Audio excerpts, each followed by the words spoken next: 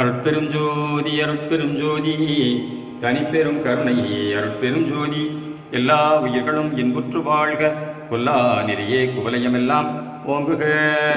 திருவருட்பிரகாச வள்ளற்பெருமான் இந்த மண்பதைக்கு பகுத்தருளிய சுத்த சன்மார்க்க நெறியினை பல்வேறு நூல் வடிவங்களாக தந்தவர்தான் திண்டுக்கல் சுவாமி சரவணானந்தா அவர்கள் அருட்பெருஞ்சோதி சன்மார்க்கம் என்ற ஒரு நூலினை வெளியிட்டிருந்தார்கள். அந்த நூலில் 2 அத்தியாயங்கள் ஏற்கனவே ஒலிவடிவிலே நண்பர்களின் தகவலுக்காக தரப்பட்டன. இன்றைய நாளிலே 3வது அத்தியாயம் ஒலிவடிவிலே தரப்பட உள்ளது. நூலின் பெயர் அருட்பெருஞ்சோதி சன்மார்க்கம். அத்தியாயம் எண் 3, முன்னெறி முடிவு.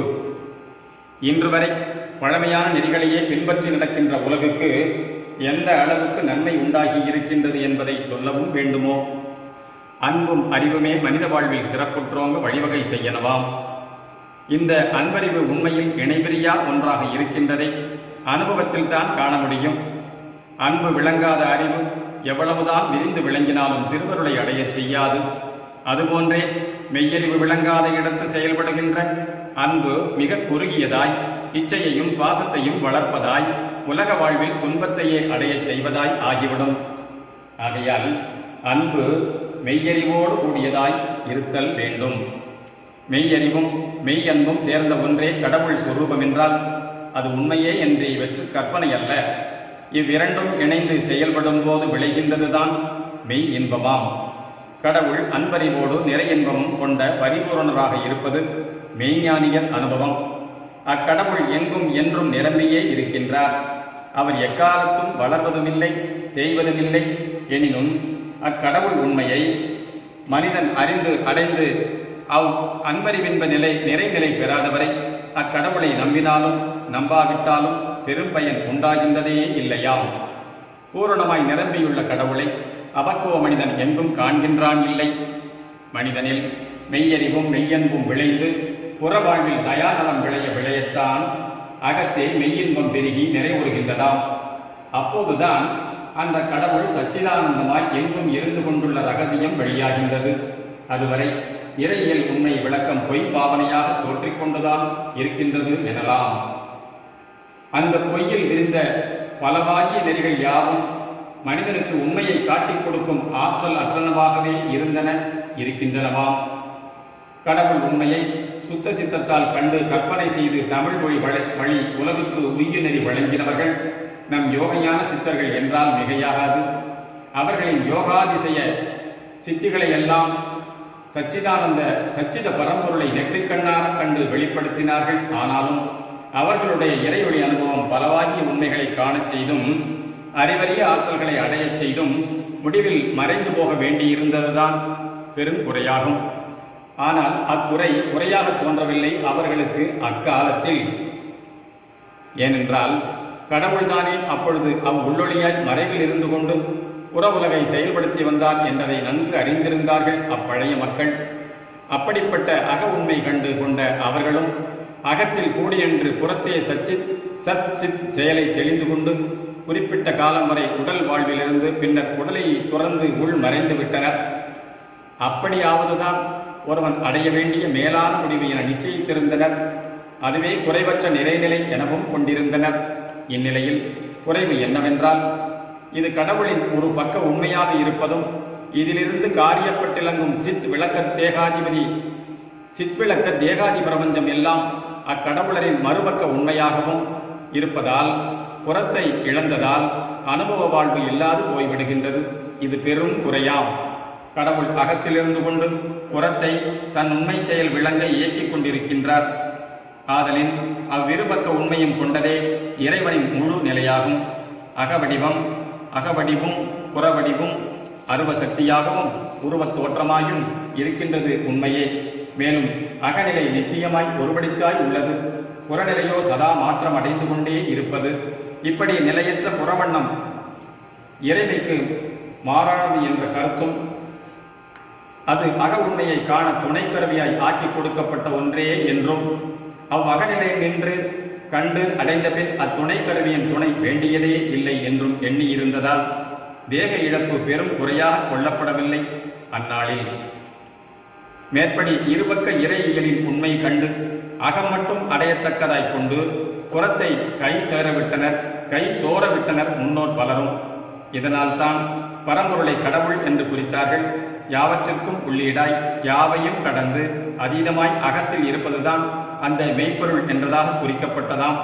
அக்கடவுள் என்ற சொல் உள்ளிருக்கும் மெய்ப்பொருளை பதியென கொண்டு புறத்தை பாசமாக கண்டு இடையில் பசுவாக பந்தமுற்றிருப்பதாக நினைத்து வந்தனர். திருவருளால் பாசபந்தம் ஒழிய பதிக்கலப்பு உண்டாகி வாழலாம் என்பது அவர்களின் சித்தாந்தம். இச்சைவ சித்தாந்த முடிவே முன்னெறிகளில் சிறந்த ஒன்று என்பது பலர் கருத்து. வேதாந்தம் கூறும் ஜீவ பர ஐக்கியம் தேகாதி ஜெகத் பிரபஞ்சத்தை மாயை என உதறிவிட்டு உள் ஒன்றிடவே உபதேசிக்கின்றது.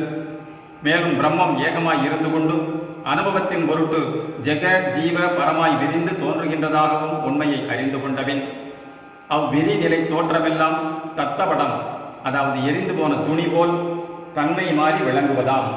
அப்போது பிரம்மானுபவம் பெற்று நிற்கும் ஒருவன் தான் அதுவல்லால் வேறு இல்லை, அதுவும் தானும் அத்துவிதமாக இரண்டற்ற ஒன்றாக இருப்பதை அறிந்து கொண்டு உள்ளானாம். இதையே பிரம்மம் சத்தியம் என்று கூறுகின்றான். இந்த பிரம்மானுபவம் அந்த பிரம்ம ஞானத்தாலே மட்டும் அடைந்து விடலாம் என்று கருதி பொய்ப்பாவனையில் தோய்ந்து ஒழிந்து விடுகின்றான் இவ்வேதாந்தி. இம்முடிவு சரியல்ல என்று மறுத்து கூறுகின்றது சித்தாந்தம். ஓர் ஆன்ம பசுவுக்கு இருவினையொப்பு உண்டாகிட மலபரிபாகமுற்று விளங்கும் போது சிவபதி ஞானம் தோன்றுகின்றது. அந்த ஞானத்தோடு அப்பதியை போற்றி வழிபட்டு அருள் அடைந்தால்தான் அப்பதி பாசச்சூழலை தரித்து எரிந்துவிட்டு பசுவை தன்னோடு ஐக்கியப்படுத்திக் கொள்ளுவார் என்கின்றான் சிவஞானி. வேதாந்தத்திற்கண்டு பிரம்ம ஐக்கியம் சித்தாந்த அருள் நெறியால் தான் சித்திக்கும் என்று உறுதி கூறுகின்றான். இக்கருத்தோடு மொழியப்பட்டதுதான் வேதாந்த முடிவாம் சைவ சித்தாந்தம் என்ற வாசகம். மேற்படி கடவுட்கலப்பு எய்தும் நம் பழநெறிகளே மிக பொருத்தமானதாயும் உண்மையானதாயும் இருக்கின்றன என்பர். இந்த அளவு விளக்கமும் அனுபவமும் மற்ற சமய மத நெறிகளாய் ஏற்படுவதாய் இல்லையாம். இவைகளையெல்லாம் சீர்தூக்கி பார்க்கும்போது மனிதன் கடவுள் நிலையை அடைய புற வாழ்க்கை நிலையை கடந்து துறந்து விட்டுத்தான் சென்று பெற முடியும் என்ற கருத்தே வெளியாகின்றதாம். கடவுள் மேநிலையில் சிறப்போடு விளங்கிக் கொண்டிருப்பதாகவும் மனிதன் அக்கடவுளை பிரிந்து கீழ்நிலையுற்று அவத்தைப்பட்டு கொண்டிருப்பதாகவும் கருதப்படுகின்றதாம். மனிதன் கடவுளுக்கு அயலானவன் அல்ல, பிரிந்திருப்பவன் அல்ல, அதோடு பிரிவற்ற அத்துவித நிலையில் இருக்கின்றவனே என்று அத்துவிதம் சத்தியம் என கூறிய வேதாந்தமும் கூட மனிதன் அவக்குவ மாயா சம்பந்தத்தால் தன் உண்மையை அறியாது பந்த நிலையில் கிடப்பதாகவும் தன் உண்மையாகிய பிரம்ம நிலையில் பொருந்தி உள் அழுந்திடும்போதுதான் பந்த நிலை நீங்கி முக்தி நிலை எய்துகின்றான் என்றும் தெரிவிக்கின்றதாம். பிற நெறிகளிலும் கடவுளை அடைய வேண்டி உலக வாழ்வுக்கு முற்றுப்புள்ளி வைக்கவே போதிக்கின்றதாம். ஞானம், பக்தி, கர்மம், யோகம் எல்லாமே இப்படி மனிதனுக்கு கடவுளில் ஒன்றி ஒழிவதே முடிவு என முடிவு கட்டி உள்ளன. பலவாகிய சமய வாழ்வுக்கு பக்தி நெறியே எளிதான ஒன்றாக கொள்ளப்பட்டிருக்கின்றது. இந்த பக்தி வழிபாட்டுக்கு இடமாக ஆலயங்களையும் பீடங்களையும் அமைத்துள்ளனர். ஒவ்வொரு பிரிவினரும் பற்றற்று பணி செய்யும் முறையால் கடவுள் நிலை சித்திக்கும் என்பது ஒரு பிரிவினர் கொள்கை. தம்மை கடவுளுக்கு அடைக்கலமாக ஆக்கிவிட்டு ஆண்டவர் கூட்டி வைத்து ஆட்டி வைக்கின்றபடி ஆடி கழித்து அவனை மறவாது உயிரை விட்டுவிடுவதுதான் அவர்களின் லட்சியமாக இருக்கின்றதாம். சில பக்தர்கள் கடவுளை உயிர் பொருள்களிலெல்லாம் நிரம்பியுள்ளதாக நினைந்தும் சூழுலகமெல்லாம் அவரது திருவிளையாடல் அல்லது லீலை செயல் என்றும் கருதி உலகில் பக்தி செய்து கொண்டிருப்பதை திருவுள்ளமாக கருதுகின்றனர்.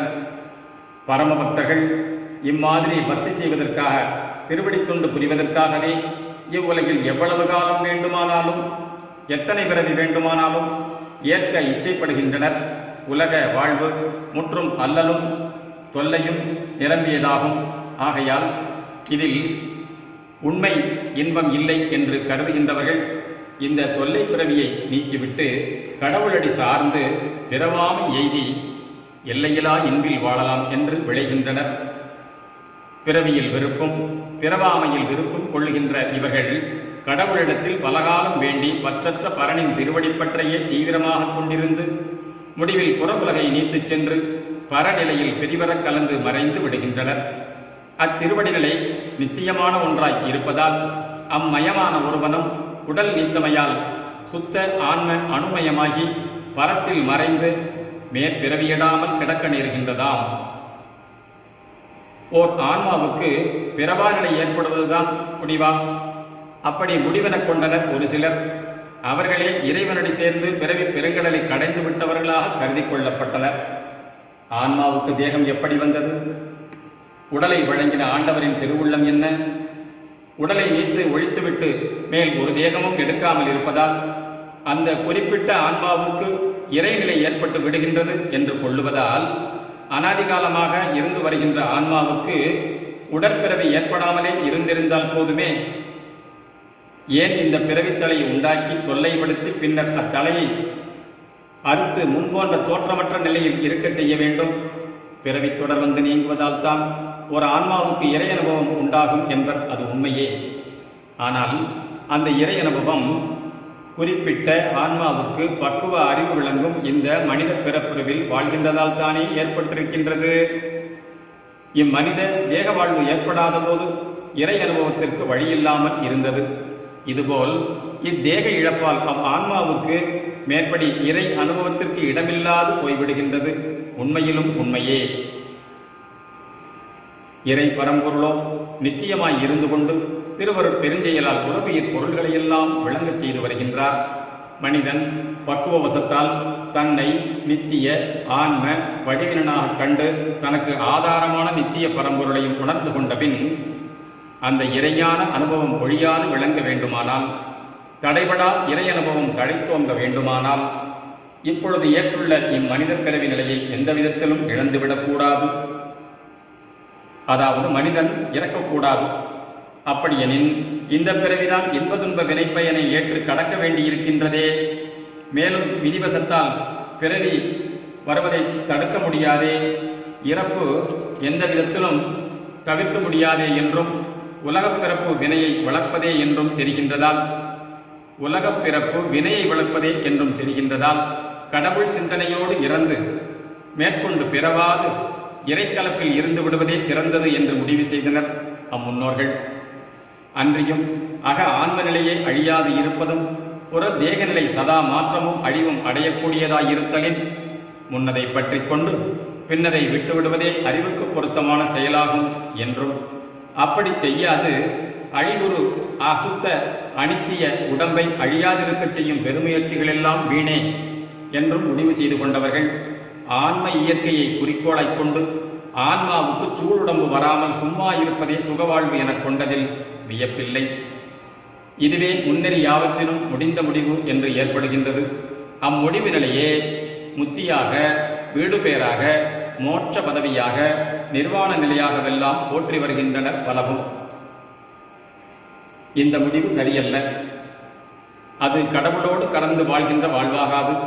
அது கடவுளோடு கலந்து வாழ்கின்ற வாழ்வாகாது. இறை இன்பானுபவம் விளங்காத சூன்ய நிலையே இந்த விதேக, அதாவது தேகம் இல்லாத முத்தி நிலை என்றெல்லாம் திருவருளால் இத்தருணம் உணர்த்தப்படுகின்றோம். அந்த இறை திருவருளே இன்று ஓர் அருள் புது நெறியை திறந்துவிட்டுள்ளது. இந்நெறியால் உண்மை விளங்கும், மக்களுக்கு புத்தின்ப வாழ்வும் சித்திக்கும். ஆதலின் இது முதல் இந்த புது நெறியைத்தான் உலகம் முழுவதும் அறிந்து அடைந்து ஆனந்தத்தில் நிறைவு பெற வேண்டியிருக்கின்றது. இறைவனும் உள்ளும் புறமும் வெளிப்பட்டு வாழ்விப்பானாக. அருட்பெருஞ்சோதி அருட்பெருஞ்சோதி தனிப்பெரும் கருணை அருட்பெரும் ஜோதி. இத்துடன் 3வது அத்தியாயம் நிறைவு பெறுகிறது. இதே நூலிலே அடுத்த தலைப்பாக 4வது அத்தியாயம் சுத்த சன்மார்க்கம் என்று தலைப்பிட்டு உரை விளக்கம் செய்யப்பட்டுள்ளது. அத்தியாயம் எண் 4 சுத்த சன்மார்க்கம். கடவுள் அருளால் அவ்வருளின் உண்மை இன்றே வெளியாகி இருக்கின்றதாம். ஆம், அந்த திருவருள்தானே எல்லா பொருள்களாகவும் எங்கெங்கும் தோன்றி சிறிது சிறிதாக அகநிலையருள் உண்மையில் நின்று வாழ வழி செய்து கொண்டிருக்கின்றதாம். அந்த திருவருள்தானே எல்லா பொருள்களாகவும் எங்கெங்கும் தோன்றி சிறிது சிறிதாக அகநிலையருள் உண்மையில் நின்று வாழ வழி செய்து கொண்டிருக்கின்றதாம். இவ்வாழ்வு முறையேதான் சுத்த சன்மார்க்கமாக அறிவிக்கப்படுகின்றது. இதுவரை கடவுளை பேரருளாலும் என்று மதித்திருந்தாலும் அவ்வருள் அவர்தம் பெருந்தயவு அல்லது பெருங்கருணை என்றதாகத்தான் எல்லோரும் கருதி வந்தனர். அந்த அருளால் தான் உலகுயிர் எல்லாம் படைத்து காக்கப்பட்டு வருகின்றனவாக அறியலாகி இருந்தது. அந்த அருளுடைமையை அறிந்த மனிதன் அக்கடவுளை வேண்டி பலவாகி இன்பங்களை துய்த்து முடிவில் அக்கடவுளில் ஒன்றிவிடுவதே பேரின்ப நிலை எனக் கொண்டு ஒடுங்கி ஒழிந்தான். அப்படி சென்று அடைகின்ற முத்தி முடிவே சன்மார்க்க முடிவாக பறைசாற்றி வந்தான். அம்முடிவுப்படி இறையில் ஐக்கியப்பட்டு மறையுற்ற மனிதன் தன் நிலைகட்டு தனக்கென தனிவாழ்வற்று தன் இருப்பே விளங்காது பாழ்நிலையில் சூனியமாய் அந்நிலை நின்று பிரித்து எடுத்தற்கரிதாய் கலந்து விட்டிருந்தான். எவ்வளவு காலம்தான் அப்படி கிடந்தானோ கிடக்கின்றானோ உலகம் அறியாது. அப்படி பிரித்து அறிதற்கரிய இறையொளியில் கலந்த குறிப்பிட்ட ஆன்மாவுக்கு அதன் உண்மையையும் அதனை தன்னில் ஐக்கியப்படுத்தி வைத்துக் கொண்டிருந்த இயல்பையும் தன் அருட்பேர் இயலின் சிறப்பையும் அறிந்து கொள்ளச் செய்ய வேண்டியே கழிவிறக்காத்தால் மறுபடியும் இது சமயம் மனித பிறப்பு வடிவை அந்த ஆன்மாவுக்கு வழங்குகின்றார் நம் பதி. இதுதான் அந்த முத்தான்மாவுக்கு உண்டாகின்ற ஞான பிறப்பாம். இவன்தான் உண்மையில் செத்த நிலையிலிருந்து எழுப்பப்படுகின்றவன். இவனுக்கு இயல்பாகவே போதாமலே தன்ஞானம் விளங்குவதாம். முன் பெற்றிருந்த ஞான அனுபவத்தை விட இப்பொழுது சற்று விசேட ஞானம் கூடியிருக்கின்றதால் தன் இயல்பு கடவுளினும் வேறல்லாதது. தான் முன்பு தன்னை முற்றும் அறியாதிருந்த பெத்த நிலையிலும் சரி, தன்னை அறிந்து அடங்கி கிடந்த முத்தி நிலையிலும் சரி, இப்பொழுது அக்கடவுளான இயல்போடே இவ்வுடல் வாழ்வு புறத்துற்று இருக்கின்ற போதும் சரி, தான் அந்த இறைவண்ணமாகவே இருப்பது முக்காலும் உண்மை என்ற தெளிவு பெற்றுள்ளான். இத்தெளிவு கொண்டு தன்னின் அனாதியான கடவுள் இயல்பை அத்விதமான இரண்டுபடாத உண்மைத்தன்மையை உணர்கின்றான். அப்படி உணர்ந்து அந்த அகநிலையிலிருந்தே கடவுள் அருளே தன் இயலாக செயலாக கொண்டு பொறியுடம்பை தன் துணை கருவியாக அருள் அங்கமாக கொண்டு ஜீவதயா நற்பணி புரிகின்றான். இதனால் அகமிருந்த சுத்த அருள்நிலை அனகவிரிவால் சூழுடலில் நிரம்பி அவ்வுடலையே சுத்த நித்திய அருளுடம்பாய் மாற்றிக்கொண்டு விடுகின்றதாம். அவ்வுடலையே சுத்த நித்திய அருள் உடம்பாய் மாற்றிக்கொண்டு விடுகின்றதாம். இந்நிலை அனுபவமே இன்றைய இறையருள் மனிதனுக்கு வழங்க வந்துள்ளது. இதுதான் அருளுக்குரிய நிறைந்த மெய்ப்பொருளாம்.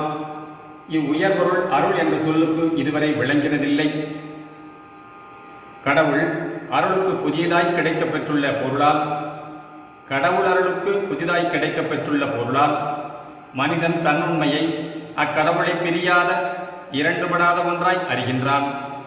இந்த அருள் கடவுளுக்கு புதிதல்ல என்றும் உள்ளதே அது அவரது இயற்கை சுபாவம் உண்மைத்தன்மைதான். அந்த தன்மைதான் நாம் ஆக உள்ளது. இந்த நாம் என்பதையே இலக்கண நூல் தன்மை பன்மை என்று கூறுகின்றது. அங்கு கூறப்பட்ட தன்மை வேறெதுவும் அல்ல, இறையருளே என்று இத்தருணம் உணர்த்தப் பெறுகின்றோம். கடவுளும் அவர்தம் அருளும் பிரிவர இருந்து கொண்டு ஐந்தொழிற் செயலால் அகண்ட பிரபஞ்சம் முழுமையும் காரியப்படுத்தி கொண்டிருக்கின்றார். இதனால் ஆண்டவர் எப்பொழுதும் அருட்பெரும் செயலோடு திகழ்கின்றார் என்பது விளங்குகின்றதாம். உண்மையில் ஆண்டவர் அருளே நாமாய் இருக்கின்றதாலே உடனிருந்து அவ்வருள் வண்ணமாய் வாழ்வதுதான் உகந்த முறை. இம்முறையே கடவுள் வாழ்வுக்கு அமைந்த உண்மையான வழி. இரண்டுபட்டதாய் புறநிலையினின்று சென்று அடைதற்கான முன்னெறிகள் யாவும் கடவுளில் மறையச் செய்தனவேயன்றி கடவுளோடு இருந்து கொண்டு வாழச் செய்யவில்லையாம். அகமிருக்கும் கடவுளான்ம நிலை சுத்தமானது, நித்தியமானது. மாறாக புறத்திருக்கும் உயிருடம்பு நிலை அசுத்தமும் அனித்தியமுமாய் உள்ளதாம். மனிதன் இதுவரை புறத்திருந்து அசுத்த அனித்திய உடல் நிலையிலிருந்து வாழ முயன்றான். ஆதலின் அழிய நேர்ந்தது மெய்யே. ஆகையால் முன்னெறிகள் சன்மார்க்கங்கள் அழியா வாழ்வுக்கு உதவவில்லையாம்.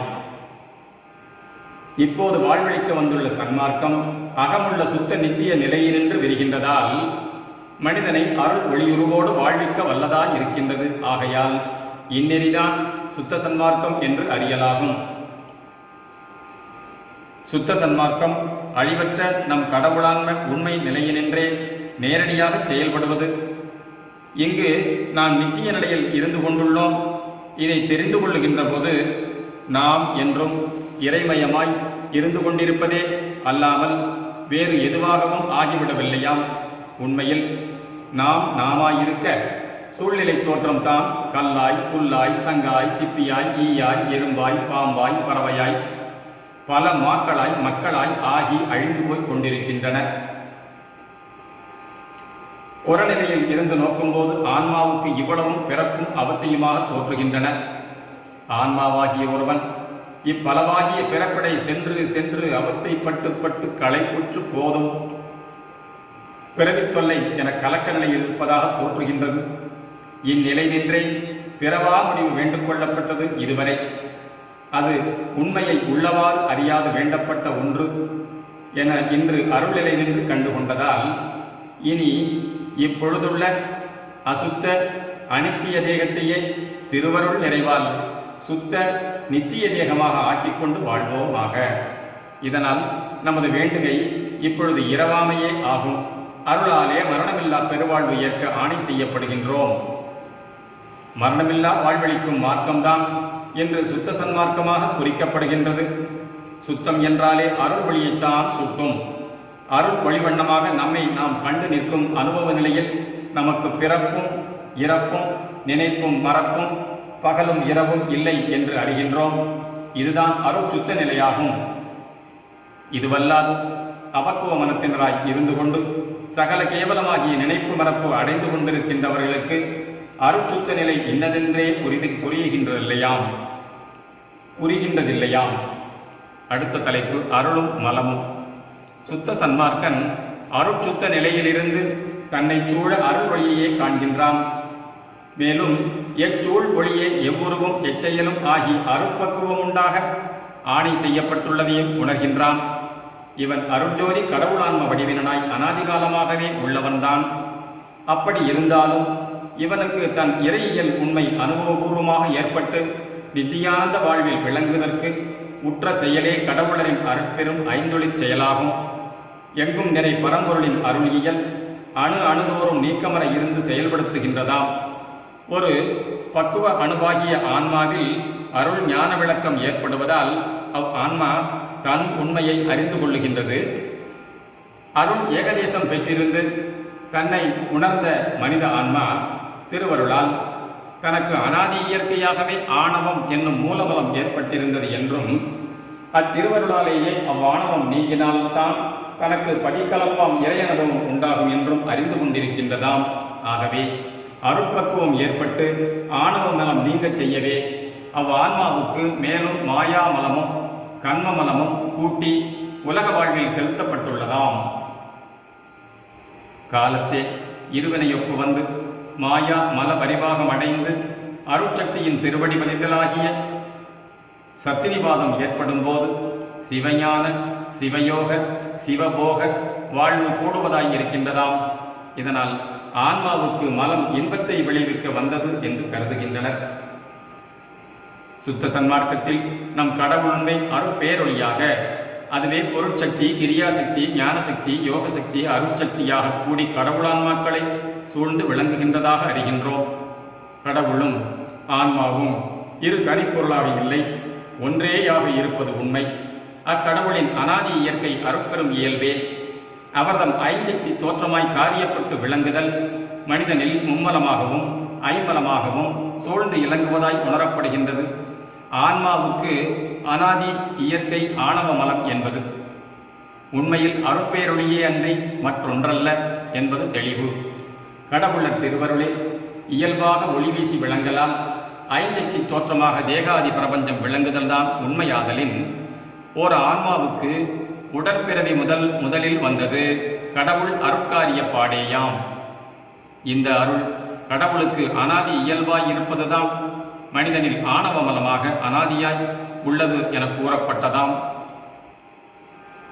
ஆணவம் என்பது கூட பிரணவமாகிய அருளின் மாற்று தோற்றமே என்று தெளியலாகும். இந்த ஆணவம் இயற்கை என்றும் இதன் மேல் இயற்கையில் செயற்கையாக மாயாமலமும் செயற்கையாக கண்மமலமும் கூடியே மனிதனின் வினையுடம்பாக தோற்றியுள்ளது என்றதும் ஆண்டவர் அருளே உயிராகவும் உடம்பாகவும் இழைத்துள்ளதை உணர்த்துவதாம். ஆகவே உண்மையில் மலம் என்பது அருளே என அருட்பக்குவத்தால் அகநின்று காண்கின்றோம். மேற்படி அருளின் பேருண்மை அறியப்படாத போது கடவுளை மட்டும் அனாதி முத்த சித்து உருவினராகவும் ஆன்மாவை மலபாக சதுக்க தேகியாகவும் மல வாச துக்க தேகியாகவும் தான் மனிதன் கண்டுகொண்டிருந்தான். ஆன்மாவுக்கு இந்த மலவாசம் அனாதியில் எப்படி வந்தது என்று தெரிந்து கொள்ள முடியாது இருந்தது. கடவுளின் இச்சையாலோ விளையாட்டு அல்லது லீலை காரணமாகவோ ஆன்மாவுக்கு இம்மலம் இயற்கையாய் விளங்கச் செய்திருந்தார் என்பது வெற்று யூகமே. நிறை உண்மை அறிவின்பமான கடவுளுக்கு இச்சையோ விளையாட்டோ உண்டென்பது கற்பனையே. மேல்நிலையில் இருந்த ஓர் ஆன்மாவை மலவாசத்தால் தொல்லை பிறவி சூழ் கீழ்நிலைக்கு தள்ளி அல்லலில் பிழைக்கச் செய்வது எல்லாம் வல்ல ஆண்டவரின் பெருங்கருணைக்கு அடுக்குமா? மேநிலையில் இருந்த ஓர் ஆன்மாவை மலவாசத்தால் தொல்லை பிறவி சூழ் கீழ்நிலைக்கு தள்ளி அல்லலில் பிழைக்கச் செய்வது எல்லாம் வல்ல ஆண்டவரின் பெருங்கருணைக்கு அடுக்குமா? ஆதி மனிதன் என்ன குற்றம் செய்தான்? ஏன் உயர் தெய்வ நிலையிலிருந்து இந்த துக்க நிறை கீழான உலகில் இறக்கிவிட்டார் ஆண்டவர்? இவையெல்லாம் உண்மை அறியார் வினாக்களே யாம். கடவுள் தனிப்பெரும் கருணையார் என்பதிலோ வீணான நீதிக்கு புறம்பான செயல் புரிகின்றவர் அல்லர் என்பதிலோ சிறிதும் ஐயமில்லை. உண்மை இதுதான். கடவுள் ஏகராய் நிறையொரு பரம்பொருளாய்த்தான் இருந்து வருகின்றார். இந்த இறையர் பெருநலம் சதா செயலோடு விளங்கிக் கொண்டிருக்கின்றது. ஏன் செயல்படுகின்றது என்றால் அது அதன் இயல்பே யாம். சூரியன் ஏன் பிரகாசிக்கின்றது என்றால் அது அதன் இயல்பு என்றுதானே அறிகின்றோம். அதுபோல்தான் கடவுளும் தன் அருட்பெரும் செயலோடு விளங்கிக் கொண்டிருக்கின்றார். இதன் விளைவு இந்த பெரும் பிரபஞ்ச காரியப்பாடே. இதனால் முடிந்த பயன்தான் அந்த அருட்பெரும் கடவுளே சுத்த சன்மார்க்க மனிதனாய் தோன்றி அழியாய் பேரின்ப வாழ்வில் என்றும் விளங்கிக் கொண்டிருப்பதுதான். சுத்த சன்மார்க்கத்தினால்தான் கடவுள் தானே தன் கருணை செயலால் இன்று உண்மை மனிதனாக ஆனந்தானுபவம் வெளிப்படக் கொண்டு திகழ்கின்றார் என அறிந்து கொள்ளப்படுகின்றது. இவ்வுண்மை வெளியாகாமும் மனிதன் தன்னையும் கடவுளையும் சூழுலகையும் வேறு வேறாக கருதியும் புலனறி வாழ்வில் கிடந்து இன்ப துன்பங்களால் அவத்தைப்பட்டு கொண்டும் தான் கடவுளை பிரிந்து கீழ்மையில் கிடப்பதாகவும் மலவாசத்தில் ஆழ்த்தப்பட்டுள்ளதாகவும் எல்லாம் கருதி கொண்டிருந்தான். இவ்வளவும் அறியா நிலையே அருள் உண்மை வெளியாகி அனுபவம் விளங்க வேண்டி நிகழ்கின்ற அருட்பெரும் செயல்களே உலகில் யாவும் என்று உள்ளவாறு அறிதல்தான் மெய்யறிவு உடைமையாகும். இப்பொழுதுதான் சுத்த சன்மார்க்கம் என்பது மற்ற பழையதான எந்த ஒரு சன்மார்க்கத்திற்கும் ஒப்பிடக்கூடிய ஒன்றல்ல என்பதும் அப்பழைய நெறிகள் யாவும் புறநின்று சென்று ஒடுங்கும் முடிவுடையனவே என்றும் உணர்வோம். இதனால் இந்த சுத்த நெறி அகமான ஏக பரநிலையிலிருந்து விலகாது தயவோடு அருளின்ப வாழ்வு விளங்க வாழ்வதுவேயாகும். கருணை கடவுள் என்றென்றும் விளங்கிக் கொண்டிருப்பது, சச்சிதானந்தமாய் திகழ்ந்து கொண்டிருப்பது உண்மை. அப்படிப்பட்ட கடவுளை தன் கருணையால் எப்பொருளுமாய் எவ்வுயிருமாய் எவருமாய் இருந்து சுத்த அருள் நிலையில் இம்மனிதனாய் விளங்குகின்றார். இந்நிலையே மனிதன் இறைநிலையில் விளங்குவதும் அனுபவமே. ஆகவே இந்நெறி செல்லும் வழி அல்லது மார்க்கம் மட்டும் அல்ல, கடவுள் உண்மையை கண்டடைந்து வாழும் நிலையையும் உணர்த்துவதாம். சுத்த சன்மார்க்கம் என்றும் அகனின்று அனகமாக விரிந்து அகண்டமாய் காலவரையற்று செயல்பட்டு கொண்டே இருப்பதாம். மற்ற மார்க்கங்கள் மனித உள்ளத்தில் உதித்து குறிப்பிட்ட காலம் செயல்பட்டு கடவுளை நோக்கி சென்று நின்று மறைந்து விடுவது. இவைகளின் முடிவுக்கு ஓர் எடுத்துக்காட்டு சிற்றாறுகள். கடலில் கலக்கச் சென்ற ஆறுகள் கடலுக்கு வெகு தொலைவிலேயே சுடுமணலில் சுவரை போய் மறைவன போன்றாம். அப்படியே சென்ற ஆறுகள் ஒருவேளை கடலை அடையினும் அதில் கலந்து மறைந்து போவது நிச்சயம். ஆற்றினை போல் சென்று கடவுளை அடைந்த மனிதன் உலகில் வாழ்வு அற்றவனாகி விடுவதும் அறிவோம். சுத்த சன்மார்க்கம் கடவுளோடு இருப்பவனே. அக கடவுளோ எங்கெங்கும் உள்ளீடாய் இருந்து கொண்டே புறத்தே எவருமாய் எதுவுமாய் விளங்குகின்றவராய் இருக்கின்றதால் அக்கடவுளோடு இரண்டரை இருக்கும் மனிதனும் சுத்த சன்மார்க்கியும் அப்படித்தான் உள் நின்று வெளிப்பட்டு விளங்குதல் உண்மையேயாம். அப்படி இருந்து கொண்டே உலக மக்கள் சமுதாயத்தை அன்பருளால் பக்குவப்படுத்தி இன்புற்று வாழ வகை செய்து கொண்டிருக்கின்றான். ஆகவே இவனும் இவனது சுத்த சன்மார்க்கமும் உலகுக்கு பெருநல வாழ்வு கொண்டு வருவது சத்தியமாம்.